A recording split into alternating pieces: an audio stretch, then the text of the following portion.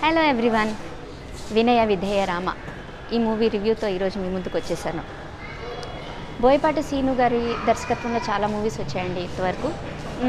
ఒకటి strawberry milk షేక్లా ఉంటే, ఒకటి పిస్తా మిల్క్ షేక్లా ఉంటే, ఒకటి వెనీలా మిల్క్ షేక్, ఇలా చాలా ఒక్కొక్కటి డిఫరెంట్ ఫ్లేవర్స్ ఉండేవి.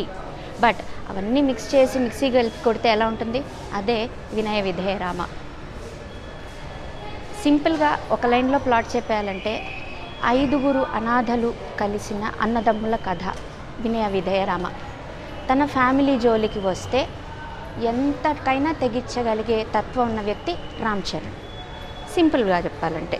సో అలాంటి ఒక చిన్న సిచ్యువేషన్లో తన ఫ్యామిలీ నష్టపోతే వివేక్ ఓబ్రాయ్ మీద ఎలా రివెంజ్ తీర్చుకున్నాడు అనేదే ఈ స్టోరీ సింపుల్గా. సో వివేక్ ఓబ్రాయ్ గారు చాలా డీసెంట్ పర్ఫార్మెన్స్ ఇచ్చారు. It was good to see Prashanth గారు after a long time on screen. Sneha గారు చాలా చక్కటి పర్ఫార్మెన్స్ ఇచ్చారు.